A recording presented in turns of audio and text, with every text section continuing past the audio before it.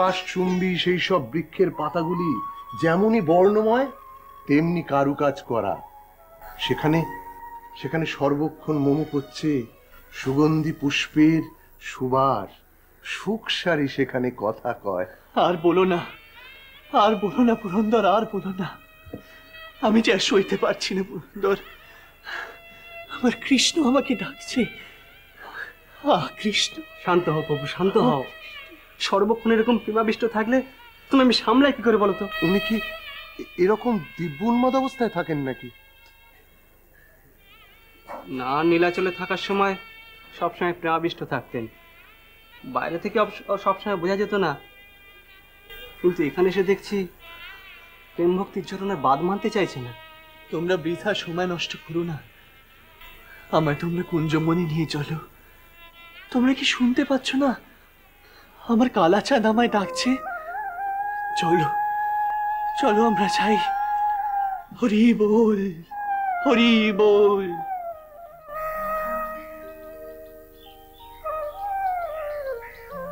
যদি কিছু মনে না করো, একটা প্রশ্ন করব।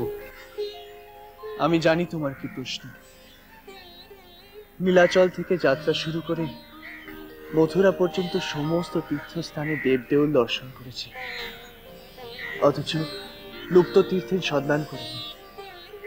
এই ব্রজভূমিতে এসে লুপ্ত দেবদেউল তীর্থস্থানের সন্ধান করছি। তার কারণ আমি লুপ্ত তীর্থ বৃন্দাবনকে পুনরুদ্ধার করার সংকল্প নিয়ে এখানে এসেছি। আমি মানুষ চোখে দেখতে পাচ্ছি বৃন্দাবন আবার স্বমহিমায় বিরাজ করছে। বৃন্দাবন আর দুর্গম, জনহীন, হারিয়ে যাওয়া লুপ্ত তীর্থ নয়। লক্ষ লক্ষ তীর্থযাত্রী ব্রজধূলি মাথায় নিয়ে হরিধ্বনি করছে।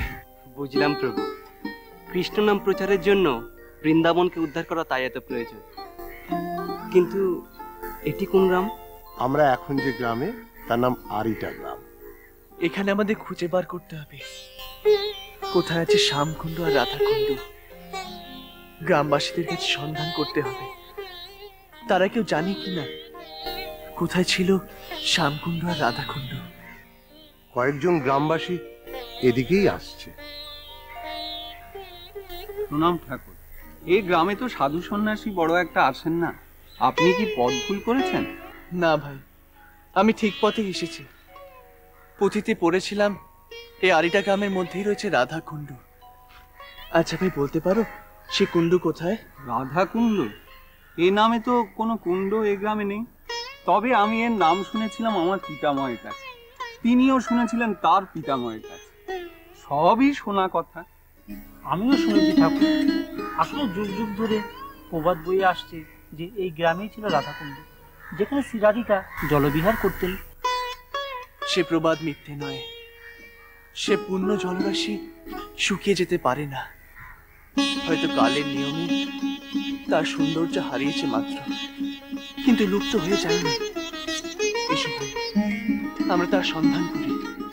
আমার মন বলছে সে কুণ্ড এখানেই কোথাও আছে।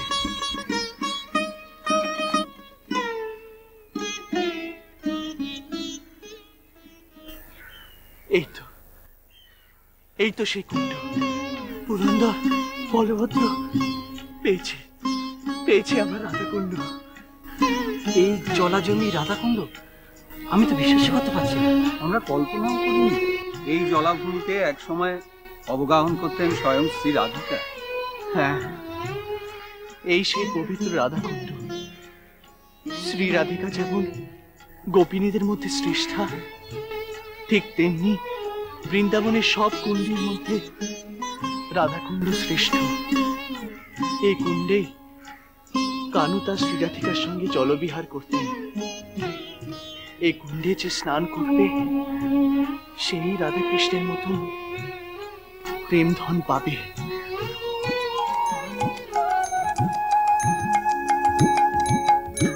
চণ্ডীদাস কহে শোনো আমারো বচন, চণ্ডীদাস কহে শোনো আমারো বচন, তোমারো লাগিয়া ফিরি গহন কানন, কিবা নাম কোথায় থাকো কাহারো রাখাল, কাহারো নন্দন তুমি রাখো কার পাহাড়, রাখো কার পাহাড়, রাখো কার পাহাড়। না, ওই রামকেলি নগরের ওই বৌদ্ধদের আখড়ায় তুমি যেও না বাবা। ওরা মাথা ন্যাড়া করে ভেগ ধরে সন্ন্যাসী সেজেছে। আসলে ওরা প্রত্যেকে এক একটা দুষ্ট ব্যভিচারী। মহাপ্রভু আমাকে নির্দেশ দিয়েছে সমাজের দুঃখী আতুর দুষ্ট ব্যভিচারী সবাইকে উদ্ধার করবে, তার করুণা বাড়ি তাদের উপর সিঞ্চন করে পতিত উদ্ধার করতে হবে আমাকে। আপনারা তাদের ব্যভিচারী বলছেন কেন? বলবে না, বৌদ্ধদের তো বিবাহ প্রথাই নেই। ভোগ বিলাসে ওরা একেবারে আকণ্ঠ মজে আছে। ওদের সন্তান সন্ততিদের তো কোনো নাম গোত্রই নেই। কি ভয়ঙ্কর! আপনি তো উদ্ধার করুন প্রভু, আপনার প্রেম ধন দিয়ে এই সমাজচ্যুত মানুষদের আবার সমাজের গণ্ডির ভিতরে ফিরিয়ে আনুন প্রভু। সামাজিক স্বীকৃতি পাওয়ার জন্য এদের মধ্যে বিবাহ প্রথা আবার প্রচলন করুন। কি বলছিস মা জাহ্নবা? এই ধরনের নিকৃষ্ট শ্রেণীর মানুষ যদি সমাজের মধ্যে থাকে তাহলে সমাজে যে অধঃপতন আসবে। কিসের সমাজ বাবা? যে হিন্দু সমাজ কৌলিন্য প্রথার নাম করে পুরুষের বহু বিবাহকে সমর্থন করে, যে সমাজ নারীকে পুরুষের দাসী করে রাখে, বাল্য বিবাহ সতীদাহ প্রথাকে সমর্থন করে, নারীর সতীত্বের পরীক্ষা নেয়, নিচু জাতের লোকের সাথে পশুর মতো ব্যবহার করে, সেই সমাজের কি প্রয়োজন বাবা? তুই কি বলছিস জাহ্নবা? আমার যে বড় ভয় করে। আমরা বৈষ্ণবরা তো হিন্দু সমাজের এই অবিচারকে সমর্থন করি না। কিন্তু এতদিনের সংস্কার, কুসংস্কারকে বর্জন করাই ভালো। শিক্ষাই পারে মনের অন্ধকারকে দূর করতে। মা জাহ্নবা, তুই আমার কাছে শাস্ত্র পাঠ করেছিস, তবু বলছি পুরুষদের এই তত্ত্বকথার মধ্যে তোর থাকার দরকারটা কি? গোসাই, তুমিও কি জাহ্নবাকে সমর্থন করো? হ্যাঁ ঠাকুর, আমি জাহ্নবাকে সমর্থন করছি। মহাপ্রভু যেখানে নারী পুরুষের ভেদাভেদ করেনি, আমি তার অনুগামী হয়ে কি করে করি? গৌরাঙ্গদেব নারী মুক্তিকে সমর্থন করেন, কিন্তু তিনি নিজে তো নারী মুখ দর্শন করতেন না। শাস্ত্র অনুযায়ী সন্ন্যাসীর নারীর মুখ দর্শন করা পাপ। তাই মন মহাপ্রভু নারীর মুখ দর্শন করেন না। কিন্তু তার মানে এই নয় যে তিনি নারী জাতিকে অবহেলা অবমাননা করেন। যবন বাঁধি থেকে বার বনিতা, সেবাদাসী, দেবদাসী প্রত্যেককেই তিনি উদ্ধার করেছেন। তাদের বাঁচা নতুন করে পথ দেখিয়েছেন, সমাজে পুনর্বাসনের ব্যবস্থাও করেছেন। প্রভু আমাকে নির্দেশ দিয়েছেন নারীকে সমান অধিকার দিতে। সমাজের সব ক্ষেত্রে নারী থাকবে পুরুষের পাশে। শাস্ত্রপাঠ এমনকি দীক্ষাদানেও নারীর বাধা থাকবে না। আমরা শাস্ত্র ব্যাখ্যার অধিকার পাবো? তাহলে বেশ হয়। আমরা পুরুষের মতো লেখাপড়া শিখতে চাই, সম্মান পেতে চাই। আমাদের কেউ আর মূর্খ মেয়ে মানুষ বলে গালি দিতে পারবে না। বাবার কাছে যেটুকু শাস্ত্র জ্ঞান পেয়েছি তা যদি একটু আলোচনা করতে পারি, তাহলে আমাদের জ্ঞান আরো বৃদ্ধি পাবে। কিন্তু পুরুষরা তা মানবে তো? আমরা মেনে নিলেও সকলে তো তা মানবে না। আর মানবেই বা কি করে? আধ্যাত্মিক জগতের কতটুকু বোঝে নারী? পণ্ডিত, আধ্যাত্মিক জগতে জীব এবং পরমাত্মার মিলনের উপায় দুটি। একটি জ্ঞান যোগ, অপরটি ভক্তি যোগ। জীব নিজে যে শক্তিতে পরমাত্মার অন্বেষণ করে তাকেই বলে জ্ঞান যোগ। আর তুমি প্রভু, আমি দাস, এই ভাবকেই বলে ভক্তি। জ্ঞান হলো পুরুষ, আর ভক্তি তবে স্ত্রীলোক। এই ভক্তি অন্তঃপুরের সংবাদ রাখে। আধ্যাত্মিক জগতে যদি এমন সুন্দর মেলবন্ধন থাকে, তাহলে প্রেম ভক্তি আন্দোলনে নারী পুরুষের সমান অধিকার হবে না কেন? আচ্ছা অবধূত, তুমি কি সমাজে প্রচলিত ধারাকে বদলে দিতে চাও? যে প্রথা মানুষের মনকে সংকীর্ণ করে সেই প্রথা তো শেষ হওয়া উচিত। পুরুষের মাত্রাতিরিক্ত বিবাহের ফলে মেয়েরা সংসারে দাসীর মতো বাস করে। পণ দিতে না পারলে মেয়েদের বিয়ে হয় না, এমনকি বিয়ের ব্যাপারে মেয়েদের মতামত দেওয়ারও কোনো অধিকার নেই। এসব প্রথা বন্ধ করুন প্রভু। আমরা চাই নারী সমাজের মুক্তি। আপনি আমাদের পথ দেখান প্রভু। একমাত্র বৈষ্ণব ধর্মই পারে নারী পুরুষের সমান অধিকার দিতে। তাদের মধ্যে প্রেম ধন বিলিয়ে কৃষ্ণ প্রেমে মাতোয়ারা করতে হবে। তবেই মানুষ বুঝবে নারী পুরুষের মধ্যে আছে ঈশ্বরের অধিষ্ঠান। মেয়েদের আত্মসচেতন হতে হবে, কুসংস্কারকে বর্জন করতে হবে। একথা ভুলে গেলে চলবে না যে যুগ যুগ ধরে মেয়েরাই হলো পুরুষের প্রকৃত চালিকা শক্তি। সেন রাজাদের আমল থেকে চলে আসা ব্রাহ্মণ্য প্রথার অসারত্ব দূর করতে হবে। বৈষ্ণব ধর্মে দীক্ষিত মানুষদের নতুন সমাজ করতে হবে। সবই তো বুঝলাম, কিন্তু মানুষ বৈষ্ণব ধর্ম কি এত সহজে গ্রহণ করবে? কুলীন ব্রাহ্মণেরা বাধা দেবে না? আমি নিত্যানন্দ বলছি, যত বাধাই আসুক মহাপ্রভুর আশীর্বাদে আমি সব বাধাই পার। নিত্যানন্দ স্বরূপ সে যদি নাম ধরো, চণ্ডাল আমি যদি বৈষ্ণব না কর। জাতিভেদ না করিব চণ্ডাল জবনে, প্রেম ভক্তি দিয়া সভা নাচাব কীর্তন।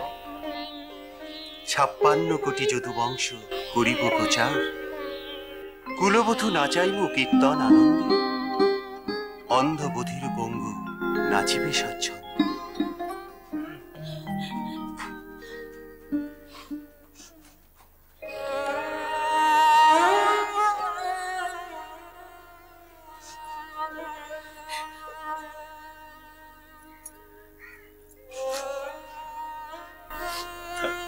বাবা,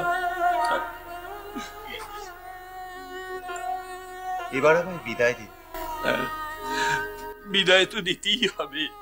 মেয়ের বাবা যখন পেয়েছি, একদিন না একদিন তো মেয়েকে শ্বশুর বাড়ি পাঠাতেই হবে। তা কোথায় বাস করবে স্থির করলে? গঙ্গার এপারে, পানিহাটির থেকে আরেকটু দূরে। সে কি? ওখানে তো কোনো জনবসতি নেই। তাছাড়া বছরের বেশিরভাগ সময় তো ওই জায়গাটা গঙ্গার জলের তলায় থাকে। ওইখানেই জনবসতি গড়ে উঠবে, গঙ্গা আরো দূরে সরে যাবে। তোমার অলৌকিক ক্ষমতায় মা গঙ্গা হয়তো একদিন আরো দূরেই সরে যাবে।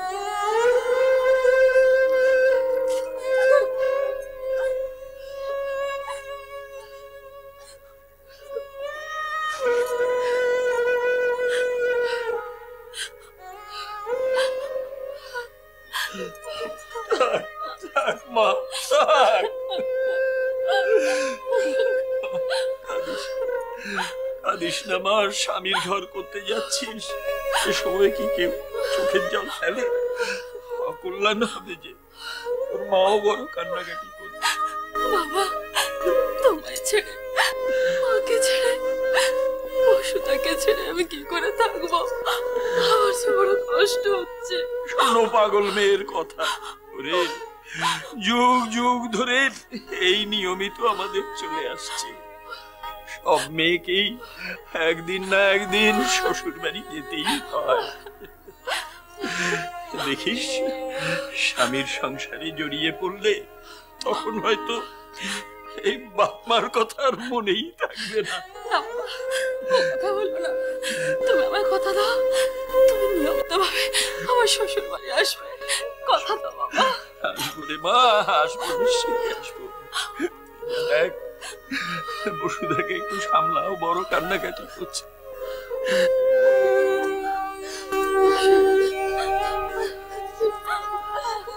দিদি, দিদি তুমি সত্যি চলে যাবে দিদি? বলো, আমি তোমার গল্প তার সাথে খেলবো। আমি আমার তোমাকে মেনে দেবে। কার ঘরে রই নেই দিদি। দুটি তো শুধু বোন নয়, বন্ধু, খেলার সাথী।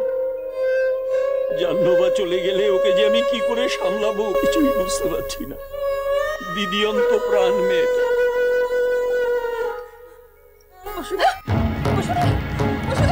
কি হলো?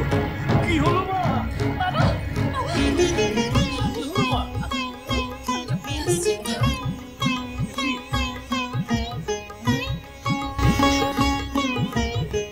বসুধা, তুমি চোখ পেলে বসুধা? তোমার মনোবাসনা পূর্ণ হবে বসুধা।